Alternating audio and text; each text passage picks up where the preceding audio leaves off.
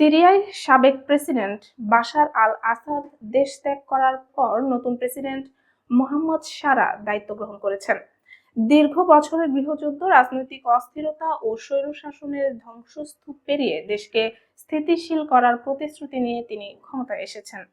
দামেস্ক সহ রাজধানী এলাকায় নতুন কোনো গৃহযুদ্ধ দেখা যায়নি।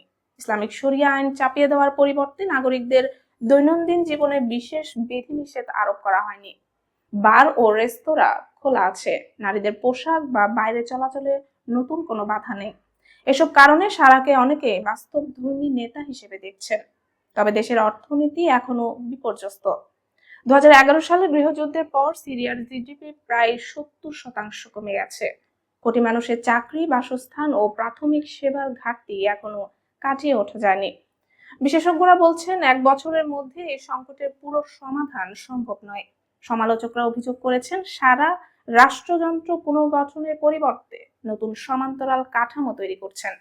সম্প্রতি তিনি নতুন শুল্ক কর্তৃপক্ষ গঠন করেছেন, যার নেতৃত্ব নিজের ঘনিষ্ঠ সহযোগীদের হাতে দিয়েছেন। ফলে দেশের প্রধান কর আদায় এখন অর্থ মন্ত্রণালয় থেকে প্রেসিডেন্টের ঘনিষ্ঠ মহলের নিয়ন্ত্রণে চলে গেছে। সিরিয়ার সংখ্যালঘু সম্প্রদায়ের নিরাপত্তা ও অন্তর্ভুক্তির ক্ষেত্রে সারা পর্যাপ্ত উদ্যোগ নিচ্ছেন না বলেও অভিযোগ আছে। চলতি বছরে আলবিদ ও দ্রুজ সম্প্রদায়ের উপর 2টি ভয়াবহ হামলার ঘটনায় তিনি নিন্দা জানালেও সংখ্যালঘু সম্প্রদায় এখনো নিরাপত্তার বিষয়ে অনিশ্চয়তায় রয়েছে। বিশ্লেষকদের মতে, মন্ত্রণালয়গুলোর ক্ষমতা বাড়ানো এবং নাগরিক সমাজের সংগঠনগুলোর সঙ্গে সরকারকে ঘনিষ্ঠভাবে কাজ করা জরুরি। আগামী জানুয়ারিতে বসতে যাওয়া নতুন পার্লামেন্ট সারার জন্য বড় পরীক্ষা হিসেবে দেখা হচ্ছে।